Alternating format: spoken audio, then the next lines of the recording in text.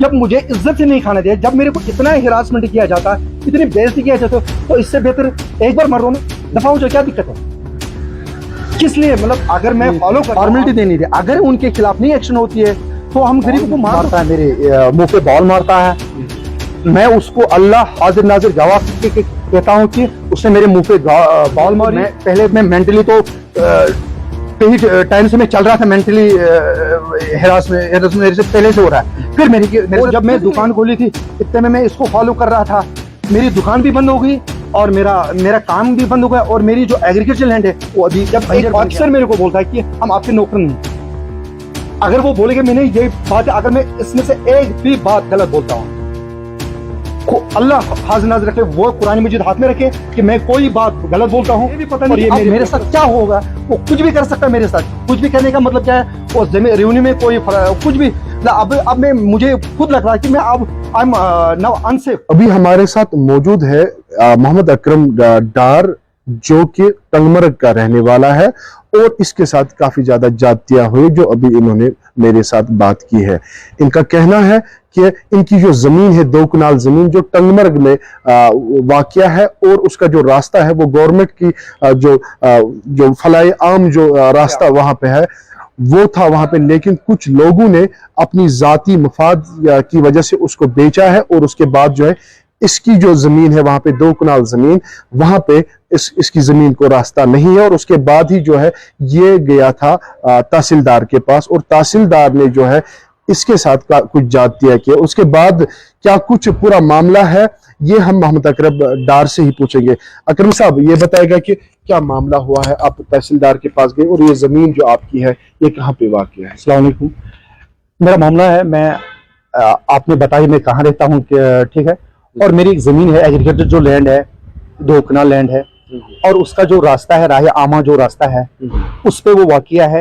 ये हरदुमाद और हरदोशी की बाउंड्री पर है, जो Patan road, Patan to Tangmarg road, उस पे वाक़िया है। और मेरा जब रास्ता बंद किया गया, वो 2 बंदों ने आपस में ट्रांसफर किया, भेज दिया गया है। और जब मैं तहसीलदार साहब के पास गया हूँ, 17 मई को मैं एक एप्लीकेशन डालता हूँ तहसीलदार साहब के पास, और 31 मई तक कोई कार्रवाई नहीं, वो एप्लीकेशन पता नहीं कहाँ गई। फिर मैं नई एप्लीकेशन डालता हूँ एसडीएम साहब टंगमर्ग के पास, वो मारे करता है तहसीलदार साहब के ऊपर, फिर पटवारी साहब रिपोर्ट सारा कुछ देता है। फिर बीच में नायब साहब को भेजता है, नायब साहब जब आता है वहां पे, वो पटवारी साहब को पूरी सिचुएशन का पता है, वो मेरे को रिपोर्ट देता है, इसका शाहरी खसर, बाकी जो इसका नक्शा है, इसका नंबर खसर है 602/1 है, उसका नंबर खसर जो रास्ता इस पे वाक़या है, तो उसका वो दे रहा है मेरे को। फिर मैं जाता हूँ नायब साहब के पास, नायब साहब जब वाक़े पे मौके पे आता है, वो मौके पे आता है, कुछ जून में ही मौके पे आता है वो, जो उस समय मैं शाली उसमें लगा सकता था, तो फिर मैं वेट कर रहा था। वो मेरे को बोला कि जब वो देखा रास्ता, जो इसका रास्ता है वो बंद है, वो मेरे को दूसरे साइड से लेके जा रहा है, तो आप इसमें पानी लगाओ, कुछ लगाओ, तो मैं यहीं पे हूँ क्या। अगर मैं फिर मैं निकला वहां से, मैं बोला कि मुझे कल भी आना है ऐसे, मेरे को मैं क्यों, अगर मेरा रास्ता एक साइड से है, मैं दूसरा की जमीन से कैसे जा सकता हूँ, क्यों दूसरों का सुनूं। तो फिर मैं, हालांकि वो चलने का भी रास्ता नहीं है, वो जिसको बेहद बोलते ना, उसी से वो बोलते थे उससे आ जाओ आप। तो फिर मैं जब वहां से आया, इसने रिपोर्ट, मैंने उससे यही बोला कि सर मेरे साथ इंसाफ होना चाहे, तो जो जेन्युइन है वो देखो, वो उसी के कहने पर वो मेरे साथ बोलता है कि वो रिपोर्ट देता है, बिल्कुल गलत रिपोर्ट देगी, जा सकता है, अगर मैं जा सकता हूँ इसका रिपोर्ट दे, उसके as according to naib report मैं जा सकता हूँ लैंड पे, अकॉर्डिंग टू पटवारी रिपोर्ट मैं नहीं जा सकता। अगर मैं जा सकता हूँ, अगर पटवारी नाइब साहब सही लिखता है कि मैं जा सकता हूँ, तो कोई टीम बुलाई इस पे ताकि मैं वहां पहुंच सकूं। अगर नहीं, तो क्या इसके खिलाफ कोई एक्शन हो सकती है, इस नाइब साहब के खिलाफ? फिर मैंने वो वहां पे छोड़ दिया। जो अगर नायब साहब गलत रिपोर्ट देता है, मेरा गलत रिपोर्ट वापस देता है, तो क्या उसके खिलाफ एक्शन हो सकती है? अकरम साहब, ये बताएगा कि आप पटवारी के पास गए, नायब तहसीलदार के पास गए, क्या तहसीलदार का दरवाजा आपने खटखटाया? हाँ बिल्कुल सर, पहले ही तहसीलदार का दरवाजा, तहसीलदार के कहने पे ही मैं उनके पीछे फॉलो कर रहा था। फिर जब मैं रिसेंटली कहीं एप्लीकेशन मैंने डाली, कुछ नहीं हुआ, पर फिर मैं रिसेंटली मैं थोड़ा काम भी, घर भी चलाना था, मैं रिसेंटली फिर डी काम साहब के पास गया। डी काम साहब से मैंने उधर एप्लीकेशन दी, तो उन्होंने मेरे को एक लेटर बना के दी कि इसका ये हल करा दो। फिर जब मैं उसके पास जाता हूँ लेटर लेके, और वहां मेरे को तहसीलदार बॉल मारता है, मेरे मुंह पे बॉल मारता है। मैं उसको अल्लाह हाजिर नाजिर गवाह कहता हूं कि उसने मेरे मुंह पे बॉल मारी, और मेरे को मैं मेंटली तो कई टाइम से मैं चल रहा था, मेंटली हेरासमेंट मेरे से पहले से हो रहा है। फिर मेरे से फिजिकली हेरासमेंट हुआ। फिर मैं गया इधर थाने पे, उधर मैंने एफआईआर उसके खिलाफ दिया, पर वहां बोला कि इसके खिलाफ नहीं एक्शन हो सकती, ये मजिस्ट्रेट है। फिर हालांकि फिर मैं आया, मैं चलो ठीक है, मैंने अपनी फॉर्मेलिटी देनी थी। अगर उनके खिलाफ नहीं एक्शन होती है तो हम गरीबों को मार दो, फिर क्या दिक्कत है, क्या जरूरत है हम गरीबों की, फिर आम लोगों की, गरीबों की। मतलब ये मैं इतना सफर किया, मैं 4 महीने से सफर किया। मेरी दुकान, हालांकि मैंने दुकान नहीं खोली थी, आपको पता ही, मतलब कोविड की वजह से काम काज सारा खत्म हो गया, मैंने दुकान नहीं खोली थी।